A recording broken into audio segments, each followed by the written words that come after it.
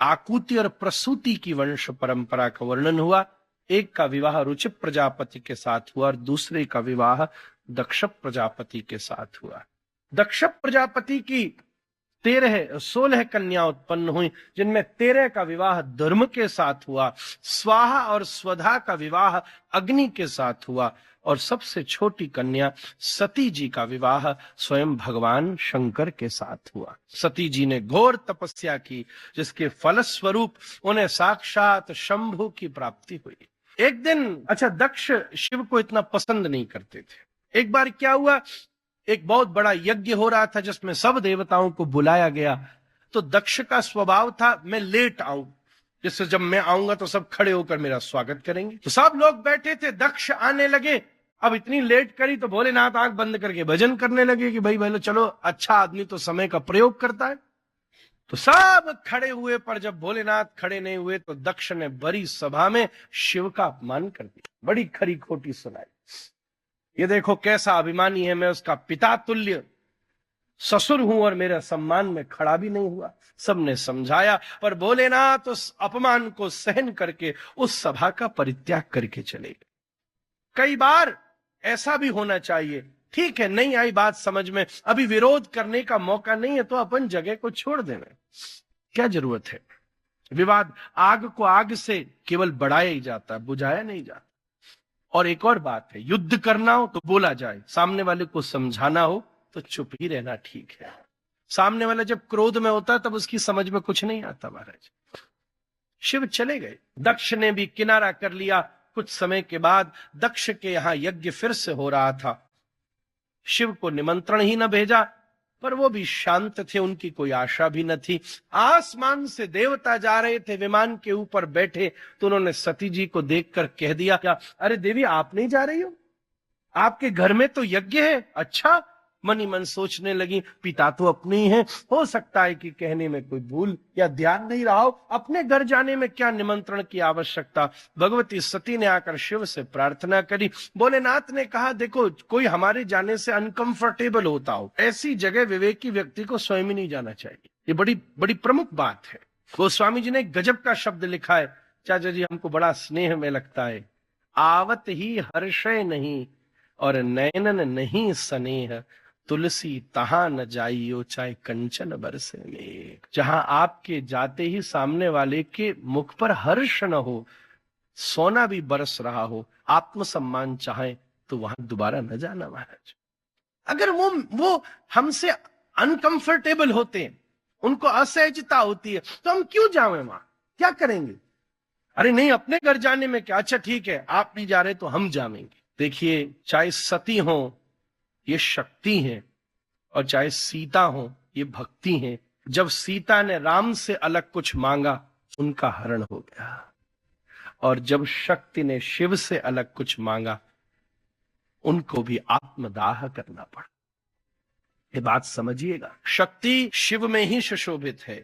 शिव का अर्थ होता है शांति। शक्ति को शांति से नियंत्रण किया जाता है। शक्ति को, किसी भी शक्ति को शांति से नियंत्रित किया जाता है, और किसी भी भक्ति को भगवान से नियंत्रित किया जाता है। जब भक्ति भगवान से अलग मांगती है, हिरण मांगती है, तो भक्ति का हरण हो जाता है, और जब शक्ति शांति से दूर जाती है तो शक्ति का नाश हो जाता है। यही उसका स्वरूप है। सती जी चली गई। दक्ष के यज्ञ में जब शिव का अपमान देखा, कोई उनको महत्व नहीं देता, बहन हस्ती थी, और जब सबको आहुति दी, शिव को आहुति न दी, तो उसी दिन सती को ग्लानि हुई। कहा, ये शरीर आपके द्वारा दिया है तो मैं शरीर को छोड़े देती हूं, और स्वयं यज्ञ कुंड में प्रवेश कर गई। जब ये सूचना शिव को प्राप्त हुई तो भोलेनाथ ने क्रोध में अपनी जटा को पटका भूमि के ऊपर, जिससे वीरभद्र भैरव उत्पन्न हो गए, और भैरव ने जाकर के पूरे दक्ष के यज्ञ का विध्वंस कर दिया। पूसा दांत चमका रहे थे तो दांत तोड़ दिए, भृगु अपनी दाढ़ी पर हाथ फेर रहे थे तो दाढ़ी नोच ली, और दक्ष अपने अभिमान में सिर खड़े बैठे थे तो दक्ष का मस्तकोच्छेदन कर दिया। यज्ञ विध्वंस हो गया। जहां जहां उनका अंश गिरा वहां सब शक्तिपीठ की स्थापना हो गई। शिव के डर से यज्ञ बंद हो गए। देवता भूखे रहने लगे। तब नारद जी ने जाके भोलेनाथ को प्रसन्न किया, यज्ञ शुरू हो गए। पर नारद जी ने कहा देवता बड़े स्वार्थी हैं, अपना तो काम बना लिया पर हमारो बाबा तो अकेलो ही है गयो। कछु समय बाद वही भगवती सती फिर से हिमवान की पुत्री पार्वती उमा के रूप में प्रकट भई। नारद जी ने प्रस्तुति करके योजना करी, बाबा आप ब्याह करो। और हिमवाले को ऐसा वर्णन किया, ऐसा दूल्हा है मेरे पास जिसका क्या कहना, तुम आंख देखोगे तो मन करेगा आंख से ही ब्याह करा दो। और नारद जी जैसी व्याख्या कौन करे। यह सुन करके उनके आनंद की सीमा नहीं रही। शादी हो गई तय और भोले बाबा बारात लेकर के कैलाश से चल दिए। महाराज दक्ष बड़े प्रसन्न, साथ से आगे आगे स्वयं नारायण चल रहे, देख करके बड़े प्रसन्न हुए। सोचा मेरे इष्ट देव आगे आए, इसका मतलब प्रभावशाली दूल्हा मालूम पड़ता है। उसके पीछे देवता स्वयं गणेश जी चल रहे हैं। अब देखो आश्चर्य की बात है तो गणेश जी इनके पुत्र, पर मानस में ही गोस्वामी जी कह रहे हैं कि भोलेनाथ ने विवाह में सबसे प्रथम पूजिए गणपति, पहले गणेश जी को ही पूजन किया है कि ये सब अद्वैत तत्व है। महाराज इन देवताओं का स्वागत किया, फिर सिद्धों का, फिर गंधर्वों का, फिर विद्याधरों का, सबके माथे पर घोल करके चंदन लगा रहे थे। उसी समय सामने देखा तो मामला सीरियस, चंदन घोल कर माथे पर लगाया, पता चला माथे ही नहीं है। गोस्वामी जी लिखते हैं कोई मुखहीन विपुल मुख काहू, पिनु पद कर कोई बहुपद बाहु, विपुल नयन कोई नयन वीणा कोई। ये भूत प्रेत पिशाच बरातियों बनकर आ गए। आजकल भी हालांकि बहुत जगह वही दिखेंगे आपको, वो अलग बात है, पर ऐसे बन करके खूब आए। भोलेनाथ को देख करके तो दक्ष के आश्चर्य की, हिमालय के आश्चर्य की सीमा नहीं रही, मूर्छित हो गए। तब श्रीमन नारायण ने उनका ऐसा श्रृंगार किया, ऐसा श्रृंगार किया कि सब उनकी रूप माधुरी को देखकर प्रसन्न हो गए। और पार्वती जी का शिव के साथ बड़ा मंगल में विवाह हुआ। बोलो उमापति महादेव की। देखिए कैलाश में सब मित्र हैं, सर्प, चूहा, मोर, नंदी, सिंह, इनमें कोई लड़ाई नहीं होती। धरती पर ये सब एक दूसरे को खा जाते हैं और कैलाश में ये सब एक दूसरे के साथ खेलते हैं।